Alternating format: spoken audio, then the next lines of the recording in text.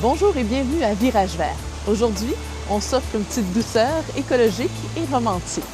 Entre autres, Audrey Quirion-Campeau nous présentera les fleurs du marché où on peut acheter des fleurs équitables et biologiques. Mais pour l'instant, commençons par une visite au spa Mont-Saint-Hilaire.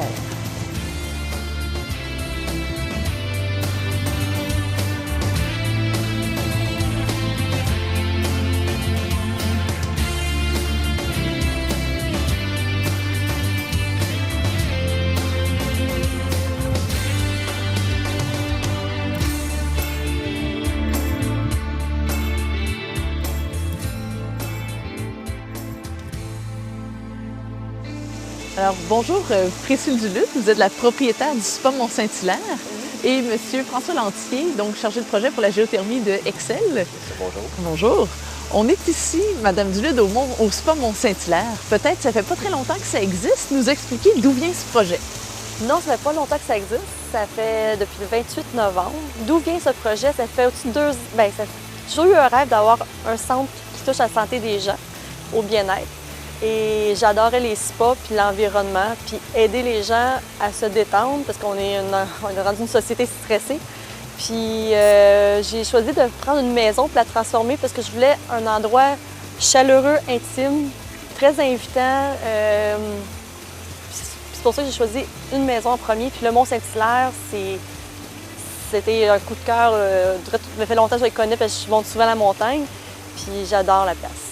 Fait que ça a pris quasiment 2 ans avant d'arriver à l'ouverture. Puis depuis que c'est ouvert, quelle est la réponse des gens? Est-ce qu'il y a beaucoup de visiteurs? Oui, on l'a ouvert juste au bon moment, le temps des fêtes. Puis en plus, les gens ont adoré parce que ça fait le côté chaleureux, il est là. Puis les gens, ils recherchent ça, ils se sentent comme chez eux. Fait que je suis contente d'avoir créé... J'ai réussi à créer l'environnement que je voulais. Puis vous avez donc eu une préoccupation tout au long de la construction, puis aussi dans vos façons de faire pour l'environnement. On va aller voir Monsieur Lantier. Vous êtes donc responsable de la géothermie. On sait que le Conseil canadien du bâtiment durable, lorsqu'il parle de spa, parle de 4 zones, si vous voulez, qu'il faut faire attention. Donc la protection de l'environnement, la protection de l'eau, la consommation d'énergie, puis l'utilisation des matériaux. Donc, qu'est-ce qui a été fait au spa Mont-Saint-Hilaire en ce qui concerne l'économie d'énergie? Le spa Mont-Saint-Hilaire, la conception a été faite totalement en géothermie pour l'intérieur et l'extérieur. Vous avez des bassins chauffés à l'extérieur à 40 degrés Celsius. Donc on s'imagine qu'en hiver, ça prend beaucoup d'énergie chauffer ces bassins-là. On a un aussi à 4 degrés pour se refroidir. En hiver, on le chauffe et en été, on va le refroidir. Après, vous avez les trottoirs qui sont chauffants pour que le monde soit confortable pour marcher dessus en hiver. Vous avez à l'intérieur 2 vestiaires qui sont chauffés aussi avec des planchers chauffants. Encore, le monde, quand il est aux douches, ça, c'est confortable. Et vous avez 7 unités de ventilation qui vont chauffer et climatiser. On peut aussi bien climatiser en hiver comme chauffer dans des sections qui sont les plus chaudes. Et après ça, vous avez eu le forage de 5000 pieds de forage dans le sol. On va chercher la température du sol, c'est une énergie renouvelable, entre 7 et 9 degrés Celsius. On le récupère avec nos compresseurs, on fait de la chaleur, on fait du froid. Donc, c'est ce qu'on appelle la géothermie. C'est prendre la chaleur du sol, puis la transférer à que ce soit les bassins, que ce soit le sol donc, du bâtiment. C'est ça. Puis l'avantage, c'est quoi? L'avantage, si on n'avait pas un système géothermique ici, l'énergie, on prendrait 3 fois plus d'énergie qu'on en prend là. Et l'autre chose, c'est que l'équipement extérieur que ça nous prendrait pour chauffer et refroidir amènerait des équipements très gros, très bruyants, puis pas beau à voir pour une entreprise comme ça qui est dans la nature. Donc, on a une plus belle qualité de vie, une plus belle qualité de soins aussi avec la géothermie. C'est ça. Et le bruit aussi pour le monde, c'est des équipements qui n'ont aucun bruit. OK. Aussi, l'avantage, c'est que je voulais être vert, avoir un souci pour l'environnement. Fait que quand j'ai fait mes recherches, j'avais vu que les autres spas, ça coûte très cher en énergie et ils polluent beaucoup, soit par gaz propane, bois, peu importe. Fait que je trouvais que la géothermie, c'est une bonne solution. En plus, c'est écologique, c'est vert, c'est rentable à long terme. Donc, c'était une bonne solution, je trouvais, pour aussi l'endroit où je suis, le Mont-Saint-Hilaire.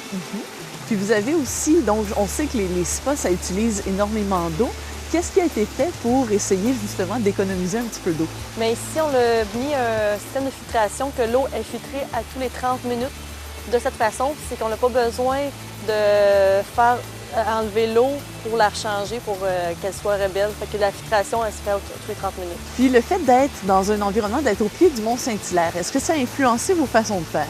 Oui, parce que je suis dans la nature, au pied du Mont-Saint-Hilaire, comme vous avez dit, puis je ne pouvais pas me permettre d'avoir une entreprise qui pollue. En plus, je suis sur le chemin de la montagne qui est le chemin des pommes. C'était comme impensable. Donc, j'ai pensé à plusieurs façons comment être plus écologique. Puis, on a commencé à faire du recyclage. On recycle les bouteilles d'eau vides, la plastique, le papier. Aussi, on prévoit de faire du compost. Puis, en plus, on a choisi un traiteur parce qu'on a un bistrot au spa, les gens peuvent manger ici. Puis, on a choisi un traiteur que leur contenant, c'est biodégradable. C'est toutes des petites choses comme ça qu'on fait notre part. Oui. Puis pour les produits, parce qu'il y a le spa où on peut venir dans les bains, mais il y a également des massages. Quel type de produits vous utilisez? Bien, tous nos produits, on les prend au Québec. On essaie de favoriser le commerce local. Nos peignoirs sont faits au Québec, c'est-à-dire à Québec. À Québec même. Oui. Nos uniformes. Fait on essaie de plus en plus d'encourager le secteur local. Il y a la Saint-Valentin qui s'en vient bientôt. À quoi est-ce qu'on peut s'attendre? Qu'est-ce qu'on peut s'offrir au Spa Mont-Saint-Hilaire? Les gens aiment beaucoup. Qu'est-ce qu'on peut s'offrir? C'est une entrée des bains nordiques. C'est-à-dire c'est l'expérience de la thermothérapie, qui est l'alternance de chaud et froid. Donc, les gens vont dans un bain vapeur ou dans un sauna sec qui accumule la chaleur. Par la suite, ils vont dans le bain froid. Ça active la circulation, ça stimule le système immunitaire parce que le contraste. Ils font le cycle chaud-froid quelques reprises. Par la suite, ils vont se détendre, qu'on appelle la thermothérapie. Puis comme quand on fait ça, on dort très bien le soir. C'est vraiment une relaxation totale. Puis en plus, qu'est-ce que les couples aiment bien, c'est on a 2 salles de massage en duo. Ils peuvent se faire masser ensemble. Puis ça fait une belle journée de détente à deux. C'est certain. Puis comment est-ce qu'on sort d'un spa? Est-ce qu'on se sent très, très relax? C'est quoi les bienfaits? Les bienfaits de spa, après avoir expérimenté la thermothérapie, la tendance de chaud-froid, on est très détendu. Ça stimule le système immunitaire à cause du chaud-froid. C'est une détente totale, je pourrais dire. Alors, merci beaucoup de nous avoir présenté le Spa Mont-Saint-Hilaire et ses initiatives pour prendre le virage vert. On va venir vous visiter puis se profiter d'un moment de détente, nous aussi. Bien, disons qu'ils utilisent des produits qui sont biodégradables. Puis après ça, même les sacs extérieurs sont biodégradables. Fait que c'est tous des produits pour l'entretien qui sont bons pour l'environnement. Bien, moi, je travaille pour le groupe Cascade. On fait que recycler du papier. Le vieux papier, là, c'est ça qu'on recycle pour faire d'autres produits. Fait que on est une usine de recyclage uniquement. On prend pratiquement pas de matière première pour faire notre produit fini. Moi, je travaille en production de télévision, en fiction. On a eu des consultants qui sont venus, je suis à Longueuil, là, pour voir qu'est-ce qu'on pouvait faire pour améliorer. Ça partait du bac de recyclage traditionnel jusqu'au sac pour aller faire des courses le midi. On a fait le tour de ça, même si c'est une petite boîte d'une 20aine de personnes. C'est moi-même. Donc, vous posez des gestes? Ah, ben ça fait une éternité que je pose des gestes. Je veux dire, le recyclage, j'essaie de regrouper mes courses, marcher autant que possible quand c'est pas glissant ni trop froid. Enfin, j'ai une espèce de discipline. Le marché des fleurs coupées, c'est plus de 600 millions de dollars par année. Toutefois, la qualité de vie des travailleurs et de l'environnement n'est pas toujours respectée. Nous vous offrons donc d'allier romantisme et écologie en découvrant la certification Sierra Eco. Allons donc découvrir la boutique aux fleurs du marché qui vous présente ces fleurs exceptionnelles. Les fleurs du marché existent depuis 1998. C'est un marché de fleurs à l'européenne à l'origine. On a copié un peu ce principe de fleurs-là, de marché de fleurs. Si vous regardez dans mon magasin, je n'ai pas de frigidaire. Toutes les fleurs sont sur le plancher, donc on tient un magasin avec l'air climatisé presque 12 mois par année. On travaille habillé en hiver aussi 12 mois par année. C'est l'inconvénient. Par contre, les clients aiment bien pouvoir toucher, pouvoir avoir accès aux fleurs. Et le mandat que je me suis donné en ouvrant ce commerce-là, c'est que le client ne vienne pas ici seulement pour acheter des fleurs, pour offrir des fleurs en des occasions spéciales, mais aussi qu'ils viennent pour lui. On pratique une gamme de prix qui nous permet de s'offrir des fleurs. On est un marché de fleurs accrédité Sierra Eco. Sierra Eco, c'est un organisme qui essaie de promouvoir la fleur équitable au Canada. 70 à 80% de nos fleurs sont certifiées Sierra Eco. C'est un peu comme le café. On fait attention aussi bien aux employés en Amérique du Sud qu'à l'environnement. Fleurs équitables, ça veut dire qu'on est allé chercher, par exemple, des familles complètes dans la capitale. Et on les a amenées dans la cordillère des Andes. On a fait des villages autour des fermes pour permettre à tout le monde de travailler. Donc, il n'y a pas juste le mari qui travaille, la femme travaille aussi, les grands-enfants peuvent y travailler. Ça augmente le revenu familial. De même, dans ces villages-là, on a construit des écoles, des dispensaires. Les femmes ont droit au retrait préventif lors d'une maternité. Il y a des écoles maternelles, il y a des pouponnières, il y a des écoles primaires.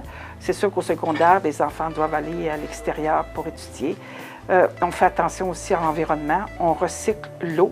Parce que, veut pas, il y a toujours des pesticides et des insecticides qui sont utilisés. On recycle l'eau pour être capable d'éliminer ces produits-là. On essaie aussi de recycler les toiles des serres. C'est du plastique au soleil. Ça dure à peu près 1 an, une toile de serre. Donc, au bout d'1 an, autrefois, ce qu'on faisait, on faisait un immense trou pour enfoncer le plastique, là. Maintenant, aujourd'hui, on se sert de ces toiles-là pour refaire, par exemple, des pots de production. On se sert aussi de ça pour faire le goutte à goutte, pour arroser chaque plant. C'est tous des items qui font que la fleur, on fait attention, c'est une fleur équitable. L'employé est mieux payé, la famille aussi vit mieux. Les familles aussi, comme le fait, sont regroupées, les hommes ne s'ennuient pas. Et en retour, par contre, nous, on s'engage auprès de ces fermes-là à produire, à vendre, à acheter, des fleurs toute l'année, des quantités de fleurs toutes les semaines, toute l'année, on achète des fleurs pour maintenir aussi le rendement dans ces pays où il y a des fleurs équitables. Et nous aussi, on peut aussi assurer une constance à nos clients aussi, parce que la même rose est aussi belle, peu importe le mois de l'année, et peu importe aussi la fête. Je vais vous dire que nous, on n'a pas d'intermédiaire. Fait que forcément, tout nous arrive par caisse. Ça arrive, ça débarque des avions et ça débarque des camions à Dorval et ça s'en vient ici directement.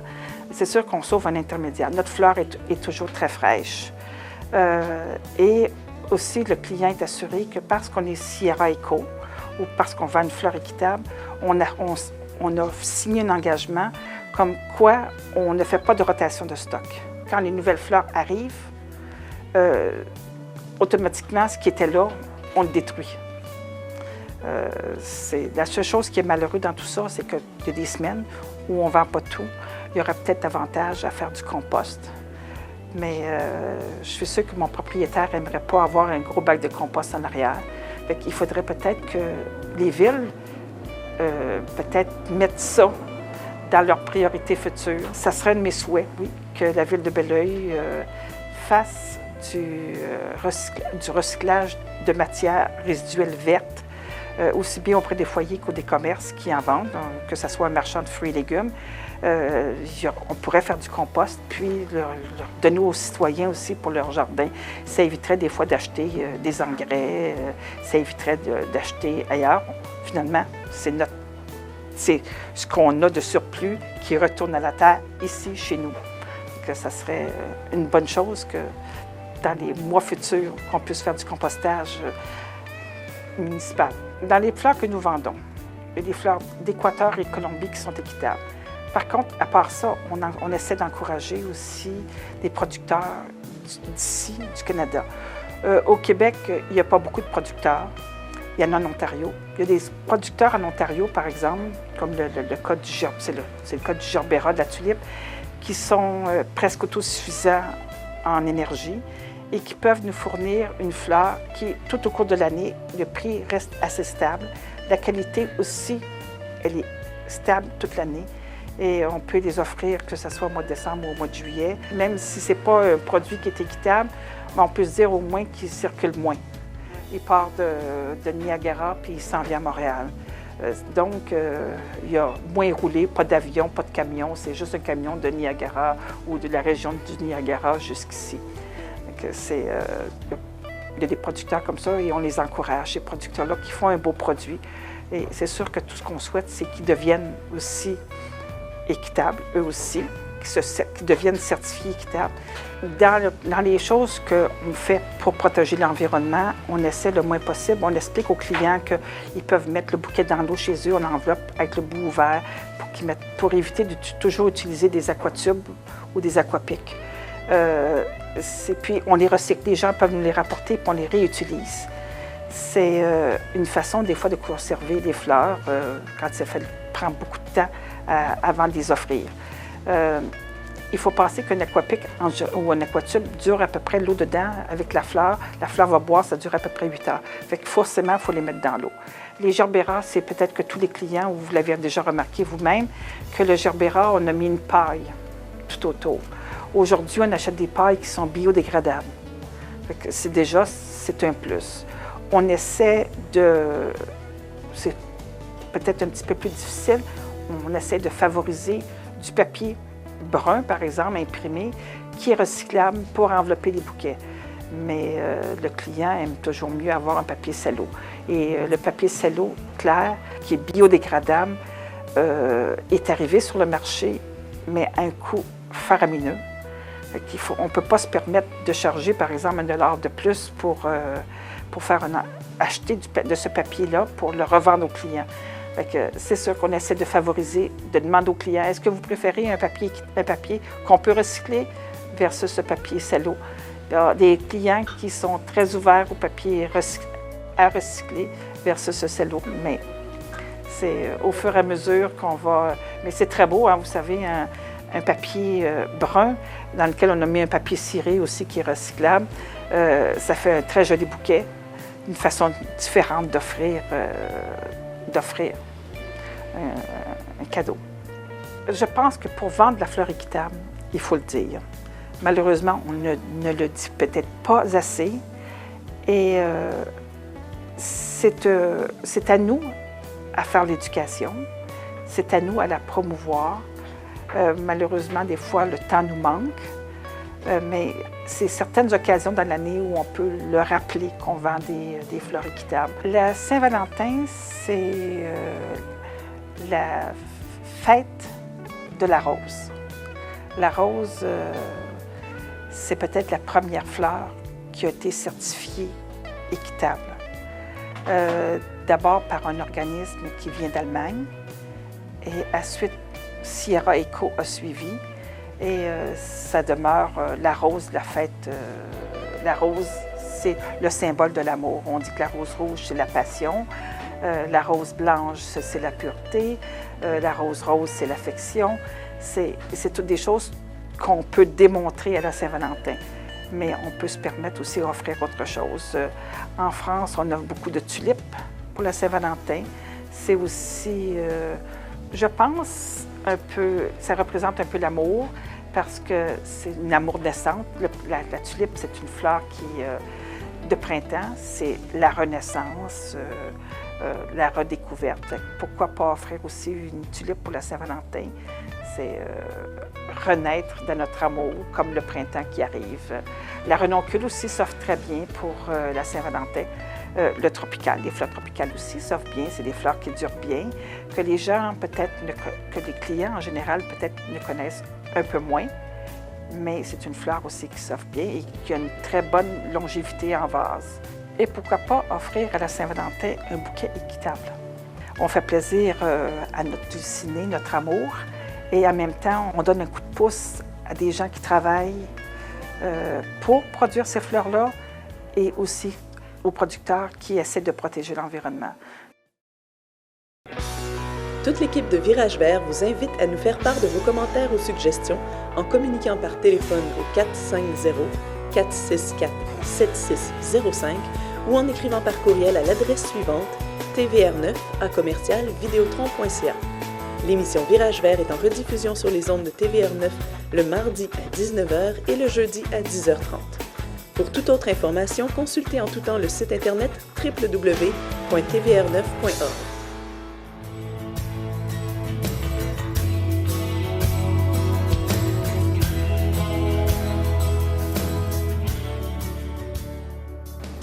En 2004, une étude européenne nous a fait découvrir que les parabènes sont extrêmement nuisibles pour notre santé. Les parabènes sont des produits chimiques insérés dans les gels à raser, les shampoings, les revitalisants, les crèmes de jour, les crèmes de corps, dans les produits bébés. On a malheureusement découvert qu'ils sont cancéreux. Les parabènes sont des produits dérivés de pétrole qui sont très nocifs pour notre santé. Heureusement, il existe des produits qu'on peut utiliser sans parabènes. En voici quelques-uns, je vous en présente. Le biocosmétique Zora ont une gamme complète pour la femme. Une crème contour yeux, une crème de jour, un masque et un baume à lèvres.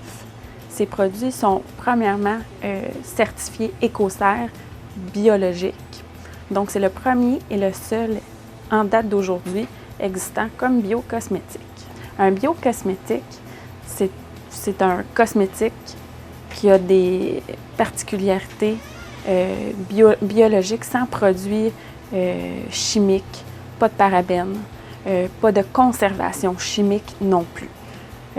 Par exemple, le biocosmétique Zora est fait à base d'huile d'argan, une huile biologique certifiée Écocert qu'on retrouve au Maroc. La propriété de l'huile d'argan, c'est un antioxydant très puissant. Qui dit antioxydant dit anti-vieillissement. Donc, c'est pour ça que l'huile d'argan est utilisée dans plusieurs produits biocosmétiques. On a aussi les produits de chanvre qui sont faits localement. Donc, des très bons produits aussi. Il existe aussi des produits corporels Le Mieux. Les nettoyants Le Mieux, qu'on connaît en nettoyant domestique pour la maison, font aussi des nettoyants corporels, bain moussant, gel douche, shampoing, qu'on peut aussi venir remplir au vrac. Donc, on utilise moins de contenants, donc moins de consommation de plastique, puis en plus, ça revient plus économique. On n'a pas à payer l'embouteillage et l'étiquetage. Donc, un très bon produit. En plus, aucun parabène, aucun produit chimique. C'est aussi important d'acheter localement. Ici, j'ai un savon fait de la compagnie Amaril, fait à Saint-Jean-sur-Richelieu. Elle fait des savons, des exfoliants, des sels pour le bain, artisanalement. C'est une dame qui a commencé à la maison et maintenant, on peut les retrouver dans plusieurs boutiques. En terminant, c'est important d'acheter localement. Acheter localement, c'est acheter bio. On évite plusieurs émissions de gaz avec le transport. Encouragez vos commerçants locaux, c'est important. Si vous avez besoin de plus d'informations sur nos produits, vous pouvez venir nous visiter en boutique ou consulter le www.pouruneplanèteverte.com. Alors, c'est ce qui termine cet épisode de Virage Vert à saveur romantique et écologique. Au prochain épisode, nous irons rencontrer des municipalités pour voir comment ils ont pris le virage environnemental, mais aussi quel rôle peuvent jouer certains citoyens. D'ici là, je vous invite à prendre le virage vert.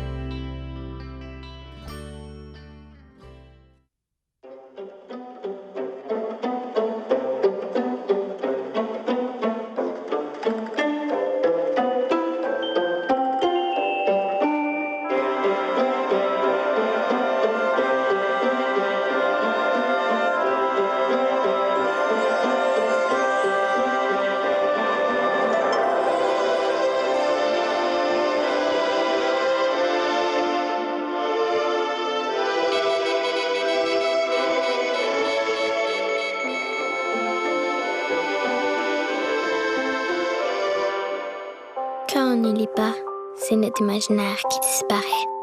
Offrez-nous la lecture en cadeau.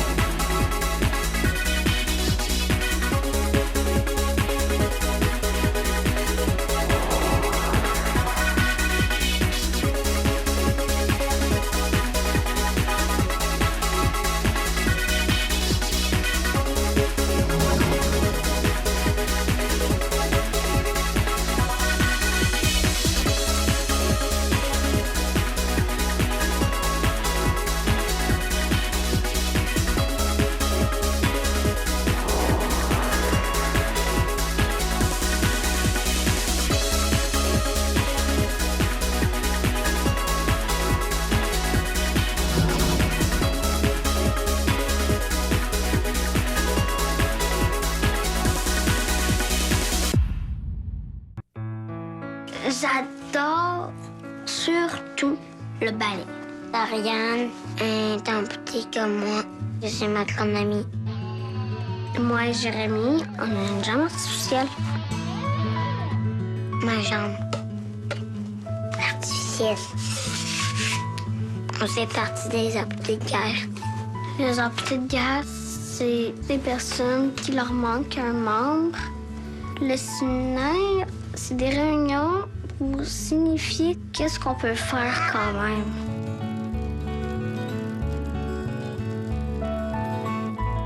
Moi et Jérémy, on a tous les deux une jambe artificielle pour aller dans l'eau. Ça, c'est très bon.